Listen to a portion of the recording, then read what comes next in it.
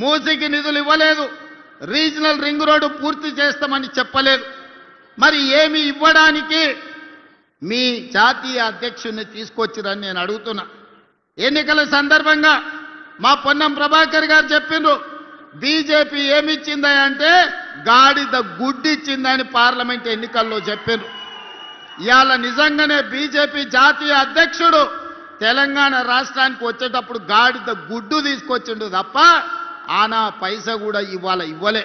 ఏ మొహం పెట్టుకొని 12 ఏళ్ల తర్వాత కూడా నరేంద్ర మోడీ గారు ఇచ్చిన హామీ పాలమూరు రంగారెడ్డి ఎత్తిపోతల జాతీయ ప్రాజెక్టు ఇవ్వకుండా, మెట్రో రైలు 2వ విడత ఇవ్వకుండా, మూసి ప్రక్షాళనకు నిధులు ఇవ్వకుండా, రీజనల్ రింగ్ రోడ్డును కట్టుకోవడానికి అనుమతులు ఇవ్వకుండా ఏ మొహం పెట్టుకొని ఇవాళ బీజేపీ వాళ్ళు ఇవాళ ఓట్లు అడగడానికి వచ్చిందని నేను అడుగుతున్నా.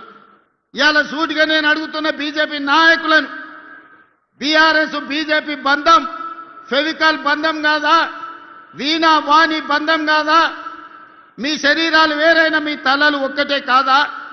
మొన్న జరిగిన పార్లమెంట్ ఎన్నికల్లో బీఆర్ఎస్ చచ్చే అవయవదానం చేసింది. ఎక్కడైనా ప్రమాదంలో ఎవరైనా చావు బతుకుల మధ్యలో ఉంటే వాళ్ళు సంతకం పెడతారు, నా మరణానంతరం నా కిడ్నీలు దానం చేస్తున్నా, నా మరణానంతరం నా కళ్ళు దానం చేస్తున్నా అని మనం అవయవదానం చేసేటోళ్ళని చూసినాం. కానీ బీఆర్ఎస్ దరిద్రమేందో పార్లమెంట్ ఎన్నికల్లో మా ఓట్లు మా సీట్లు బీజేపీకి దానం చేస్తున్నామని 8 మంది ఎంపీ సీట్లను బీజేపీ వాళ్ళని గెలిపించింది బీఆర్ఎస్ వాళ్ళు కాదా? ఒక్క సీటు కూడా గెలవలే. 8 సీట్లలో బీఆర్ఎస్ వాళ్ళ డిపాజిట్లు పోయినాయి. మరి ఇవాళ 8 పార్లమెంట్ సీట్లలో డిపాజిట్ పోయిన బీఆర్ఎస్ వాళ్ళు మేమే గెలుస్తామని రంకెలేస్తారు. డిపాజిట్లు రాని బీఆర్ఎస్ సన్నాసులు రేపు మున్సిపల్ ఎన్నికల్లో ఎట్లా గెలుస్తారని నేను అడుగుతున్నా. ఎందుకు మీరు ఆలోచన చేయొచ్చు, బీఆర్ఎస్ వాళ్ళు ఎందుకు బీజేపీకి ఓట్లు వేపించిరని.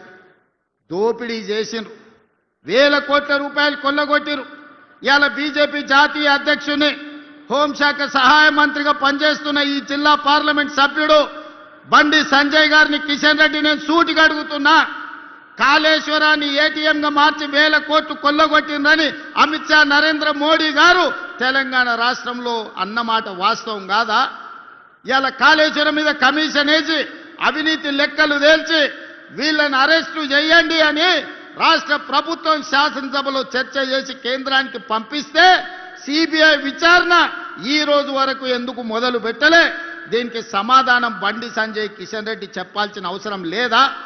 వేల కోట్లు కొల్లగొట్టిన కాళేశ్వరం, 1,00,000 కోట్లు పెట్టి కట్టిన కాళేశ్వరం 3 ఏళ్లలోనే కూలేశ్వరమై కూలిపోతే ఇవాళ సిబిఐ విచారణ కోసం కేంద్ర ప్రభుత్వానికి శాసనసభ సాక్షిగా నిండు సభలో తీర్మానం చేసి సిబిఐ కేసులు పెట్టి కేసీఆర్ను హరీష్ను బొక్కలో తొయ్యండి అని అసెంబ్లీ సాక్షిగా తీర్మానం చేస్తే 6 నెలలైంది, అతి లేదు గతి లేదు, సిబిఐ విచారణ లేదు.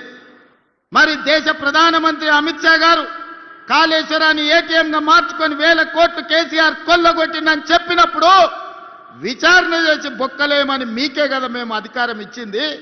మీరు ఎందుకు వాళ్ళ మీద కేసు పెట్టలేదు? దీని వెనకాల ఉన్న మర్మమేంది, మాయేంది అని చెప్పి నేను ఇవాళ బీజేపీ వాళ్ళని అడుగుతున్నా.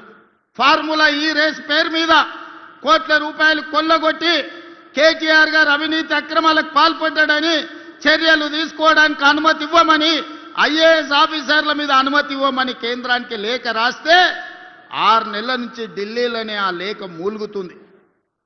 ఒక పక్కన కాళేశ్వరంలో కేసీఆర్ హరీష్ను, ఫార్ములా ఈ రేసు కార్ల కుంభకోణంలో కార్ పార్టీ కేటీఆర్ను కాపాడుతున్నది బీజేపీ వాళ్ళు కాదా? ఇవాళ బీజేపీ బీఆర్ఎస్ బంధం రేపు మున్సిపల్ ఎన్నికలలో కూడా ఉంటుంది. ప్రత్యక్షంగా పరోక్షంగా కరీంనగర్ మున్సిపల్ కార్పొరేషన్లో బీఆర్ఎస్ బీజేపీ ఒకరికొకరు సహకరించుకొని కాంగ్రెస్ పార్టీని దెబ్బతీయాలని గూడుపుటాన్ని చేస్తున్న మాట వాస్తవం కాదా? ఇలా నిజంగానే చిత్తశుద్ధి ఉంటే ఎన్నికల ఓట్ల లోపల కాళేశ్వరం కుంభకోణం మీద హరీష్ను కేసీఆర్ను సిబిఐలో అరెస్టు చేయాలి.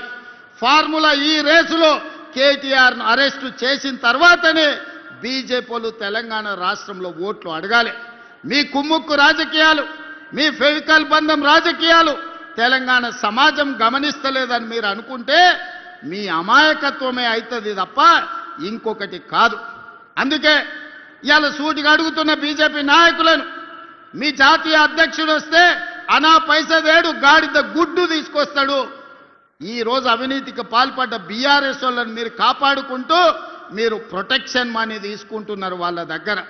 ఇవాళ మీరు కాపాడడానికి వాళ్ళ దగ్గర మీరు మామూలు వసూలు చేసుకుంటున్నారు తప్ప మీరు వాళ్ళని అరెస్ట్ చేసే పరిస్థితి లేదు. అందుకే మిత్రులారా, తెలంగాణ సమాజాన్ని ఆలోచన చేయమని నేను చెప్తున్నా. ఇవాళ బీజేపీ బీఆర్ఎస్ వాళ్ళు చీకటి ఒప్పందంలో భాగంగా కాంగ్రెస్ పార్టీని దెబ్బతీయాలని చూస్తున్నారు. 2 ఏళ్లలో మీరేం చేసిండ్రని మమ్మల్ని అడుగుతారు. నేను అడగదలుచుకున్న 10 ఏళ్ళు కేసీఆర్ ఏం చేసిండు, 12 ఏళ్ళు నరేంద్ర మోడీ ఏం చేసిండో లెక్క చెప్పండి. 2 ఏళ్లలో మేము ఏం చేసినామో శాసనసభలో లెక్క చెప్తా. ఒకవేళ మీకు ఈ వేదిక మీద నుంచి 2 ఏళ్లలో మేము ఏం చేసినామో ధైర్యం ఉంటే లెక్క రాసుకోండి.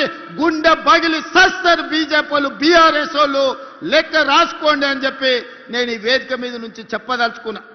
విద్యార్థుల కోసం ఈ 2 ఏళ్లలో 70,000 ప్రభుత్వ ఉద్యోగాలు ఎల్బీ స్టేడియం సాక్షిగా, శిల్పారామం సాక్షిగా ఎన్నో ఏళ్ల నుంచి నీళ్లు నిధులు నియామకాల పేరు మీద తెలంగాణ ఉద్యమం జరిగితే నియామకాలు మీరు చేపట్టకపోతే ప్రభుత్వంలో 70,000 ఉద్యోగాలు మేము ఇచ్చినాం. 70,000 మంది తలలు లెక్క పెడతా. ఎల్బీ స్టేడియానికి ధైర్యం ఉంటే రమ్మని బీఆర్ఎస్ బీజేపీ వాళ్ళకు నేను సవాలు విసురుతున్నా.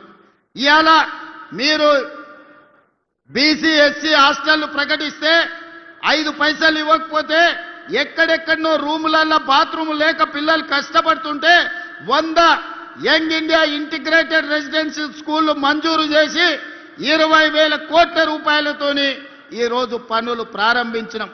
బుక్కెడు బువ్వ మీరు చక్కగా పెట్టకపోతే హాస్టళ్లలో చదువుకుంటున్న పిల్లలకు 40% ఈ రోజు మనము వాళ్ళ భోజనానికి రేట్లు పెంచినాం. 200% కాస్మెటిక్ ఛార్జీలు పెంచినాం. ఇవాళ ప్రతి విద్యార్థికి పాఠశాలకు వెళ్ళేవాడికి రేపటి నుంచి రేపు వచ్చే అకాడమిక్ ఇయర్లో బ్రేక్ఫాస్ట్ పెట్టాలని ఇవాళ నిర్ణయం తీసుకున్నాం. ఇవాళ ఇదే చొప్పదండిలో డిగ్రీ కాలేజ్ లేకపోతే మేడుపల్లి సత్యం అన్న మా యువకులు చదువుకుంటారు. డిగ్రీ కాలేజీ ఇవ్వాలి అంటే ఇవాళ మీకు డిగ్రీ కాలేజీ ఇచ్చినాం. ఇదేం కాదు మిత్రులు, పొన్నం ప్రభాకర్ శాతవాహన యూనివర్సిటీ ఉన్నది కానీ లా కాలేజీ లేదు, ఎల్ఏ